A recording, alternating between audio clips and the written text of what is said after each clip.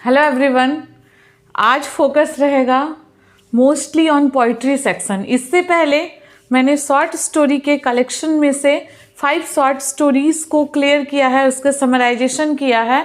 आज हम जस्ट थोड़ा सा टर्न होके चलेंगे पोइट्री सेक्शन की ओर, जिसमें से मैंने द रेनबो पोएम, जो बहुत ही फेमस पोएम है हमारा, written by William Wordsworth. William Wordsworth के बारे कौन नहीं जानता। He is a nature poet. उसने नेचर को अपने पोएम्स के माध्यम से इस तरह से डिस्क्राइब किया है, इतनी अच्छी तरह से प्रेजेंट किया है, the way he present the natural beauty, कि उसे पढ़ने में, उनके पोएम्स का जो कलेक्शन है उनको पढ़ने में जस्ट मज़ा ही आ जाता है। और एक बहुत ही ग्रेटेस्ट सेंस उसने दिया है। नेचर की गंध को अगर हम इस तरह से समझे, उसने नेचर के गंध को जस्ट हमारे अंदर ही घुसा दिया है, ऐसा लगेगा। तो आज हम उसके एक छोटे से पोएम को देखेंगे और वो क्या कहना चाहते हैं अपने पोएम के माध्यम से उसे समझेंगे। तो हमारा पोएम है द रेनबो। रेनबो, ये तो इसका टाइटल है, और इसका एक और टाइटल है जिसका नाम है my heart lapse up when I behold. एक और टाइटल ये भी इसका है। हम पोएम को लाइन बाय लाइन समझेंगे, तभी इसके सेंस को, समरी को काफ़ी अच्छे तरह से समझ सकेंगे। हमारा फर्स्ट लाइन है, my heart lips up when I behold. मेरा दिल, लिप्स, लिप्स यहाँ मतलब होता है, लिप्स अप मीन्स कि एक्साइटेड हो जाना। जो डिफ़िकल्ट वर्ड है उसके मीनिंग्स मैंने पहले से यहाँ लिख दिखा है, ताकि रीडर्स को कोई मुश्किलों का सामना ना करना पड़े।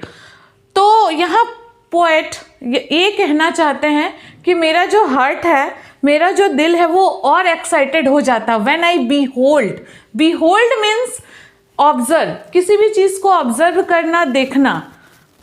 तो मेरा दिल बहुत ही एक्साइटेड हो जाता है जब मैं देखता हूँ। अब यहाँ क्वेश्चन पूछ रहा है क्या देखता हूँ। When I behold a rainbow, मैं जब एक रेनबो को देखता हूँ। कहाँ पे? इन द स्काई, स्काई में। रेनबो भी नेचर का एक पार्ट है। Rainbow is the band of 7 colours. तो जब हमारे poet, that means William Wordsworth, sky में रेनबो को देखते हैं तो वो नेचुरल ब्यूटी को, और ऐसा लगता है जैसे सारा नेचर उनके मन में समा गया है। फिर बोलते हैं, so it was when my life began. ये रेनबो में उस समय भी देखा करता था जब मेरा जीवन शुरू हुआ था। डैट मीन्स जब मैं बहुत छोटा था, जब मैं पैदा हुआ था। पैदा होने के साथ साथ कोई रेनबो नहीं देखने लगा। डैट मीन्स जब उनमें थोड़ी सेंस आई थी, तब भी वो इस रेनबो को देखते हैं। So it now am a man, now I am a man. और मैं अब भी उस रेनबो को देखता हूँ जब मैं एक मैन हो चुका हूँ। That means become younger. आज मैं जब उस बच्चे से, आज मैं जब वो बच्चा नहीं रहा जिस बच्चे ने उस रेनबो को देखा था, लेकिन जब मैं आज यंगर हो गया हूँ, बड़ा हो गया हूँ, चीज़ों को समझने लगा हूँ अच्छी तरह से, तब भी मैं उस रेनबो को देखता हूँ। So be it when I shall grow old, और तब भी देखता रहूँगा। ये फ्यूचर टेंस में बात कर रहे हैं पोएट, कि मैं तब भी देखता रहूँगा जब मैं ग्रो ओल्ड, जब मैं बूढ़ा हो जाऊँगा। एक्चुअली पोएम पढ़ते पढ़ते हम थोड़ा ग्रामेटिकल टर्म्स को भी देखेंगे।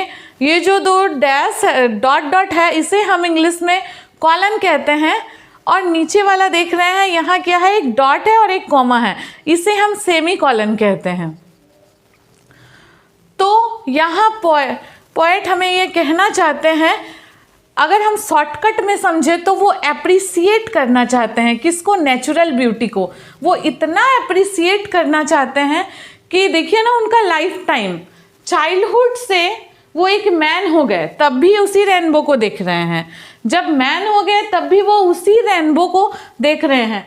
एक्चुअली वो रेनबो को तो जस्ट एक टर्म के रूप में लिए है, एक माध्यम, एक ऑब्जेक्ट के रूप में। उनका मेन मकसद नेचुरल ब्यूटी को एप्रिसिएट करना है, वो एप्रिसिएट कर रहे हैं। और लेट मी डाई, साथ में उन्होंने ये लाइन भी बोला है कि अगर मैं नेचुरल ब्यूटी को एप्रिसिएट नहीं कर पाऊँ तो मेरा जीवन कोई काम का नहीं, तो इससे अच्छा होगा कि मैं मर जाऊँ। जिस दिन तक मैं जिंदा रहूं, जब तक जिंदा रहूं, मुझे नेचुरल ब्यूटी को ऑब्जर्व करना है, उसको अप्रिसिएट करना है। मेरा जीवन ही शायद उसी लिए बना है, इसीलिए शायद उन्हें नेचर पोइट्री के लिए बहुत ही विख्यात माना गया है। बहुत सारे literature Nobel prize etcetera etcetera बहुत सारे अवार्ड उनके नाम किए गए हैं। वे बोलते हैं कि जब तक मैं नेचुरल ब्यूटी को अप्रिसिएट नहीं कर पाऊँ, उस दिन मेरा अंत होना अच्छा है। The child is the father of the man. ये लाइन देखिए, लग रहा है गलत है, बट पोएम की दृष्टि से देखिए लाइन सही है। एक्चुअली यहाँ एक फिगर ऑफ स्पीच का यूज़ किया है। चलते चलते हमें इस बात का भी ध्यान होना चाहिए कि हम कौन सा फिगर ऑफ स्पीच को डील कर रहे हैं। फर्स्ट में मैंने नहीं बताया, अभी डील करते हैं। यहाँ जो लिप्स अप है ना, यहाँ भी एक फिगर ऑफ स्पीच को डील किया गया है। लाइन पढ़िए, माई हर्ट लिप्स अप। अब हर्ट क्या, लिप्स अप, हर्ट कोई ये नहीं है, कोई ऑब्जेक्ट नहीं है। माई हर्ट लिप्स अप यहाँ बोल रहा है, मेरा दिल lips up when I behold. मेरा हर्ट लिप्स अप, एक्साइटेड हो जाता है या फिर स्टार्ट होता है। तो यहाँ पे जस्ट पर्सोनिफाई किया गया है, यहाँ हर्ट को पर्सोनिफाई किया जा रहा है लिप्स अप से, तो इसलिए यहाँ पे पर्सोनिफिकेशन डिवाइस का यूज हुआ है, पर्सोनिफिकेशन। और यहाँ पे क्या कंट्राडिक्टरी स्टेटमेंट, यहाँ लगता है कंट्राडिक्टरी स्टेटमेंट, डेट मीन्स हमें लगता है कि ये लाइन गलत है, लेकिन हम अगर पोएम की दृष्टि से देखें तो वो लाइन गलत नहीं है। डेट मीन्स हम कह सकते हैं कि यहाँ ये एक कंट्राडिक्टरी स्टेटमेंट है। डेट मीन्स गलत लगने पर भी ये गलत नहीं है। तो वैसे फिगर ऑफ स्पीच को हम बोलते हैं paradox. The child is the father of the man. वो बच्चा उसका मैन का फादर है, ऐसा हो सकता है क्या? हो सकता है। पोएम की दृष्टि से समझिए, डैट मीन्स कि जब वो बच्चा था, उस बच्चे का सेंस, एक बच्चा का मन क्या होता है, काफ़ी पवित्र होता है। उससे जो कुछ भी बोलते हैं ना, बच्चे को 2 चॉकलेट देके कुछ भी सच्चाई उगलवा सकते हैं, इस तरह का मन। तो जब वो बच्चा था तो उस समय वो जिस दृष्टि से उस रेनबो को देखता था, वो जब बड़ा होगा, जब फादर ऑफ द मैन होगा, उस मैन का, और जब वो मैन होगा और उसका फादर भी होगा, तब भी उसका मन उतना ही पवित्र होना चाहिए। विलियम वर्ड्सवर्थ के कहने का माध्यम यही है कि मैं एज के किसी भी स्टेज में पहुंच जाऊं, अपनी उम्र के किसी भी पहलू पर खड़े हूं, लेकिन मेरा मन उतना ही पवित्र होना चाहिए, उतना ही निश्चल होना चाहिए। किसी प्रकार का पाप मेरे मन में नहीं होना चाहिए, तभी मैं नेचर को एप्रिसिएट कर पाऊंगा। Next, and I could wish my days to be. और मैं आशा करता हूँ कि मेरे जो दिन है, bound each to each by natural piety, वो एक एक करके, एक के बाद एक बाउंड, बंधा रह जाए नेचुरल पाइटी। पाइटी मीन्स होता है पवित्रता। नेचर में जितने भी पवित्र गुण, जितने भी natural piety objects, that means pious things जितने भी है हमारे नेचर में, एक एक कर सब मेरे हार्ट में आ जाए। डेट मीन्स सब जितने चीज़ है, आप ट्रीज ले लीजिए, फ्लावर्स ले लीजिए, एक्सेट्रा एक्सेट्रा, सबको मैं उतनी ही खूबसूरती से अप्रिसिएट कर पाऊँ, निहार पाऊँ।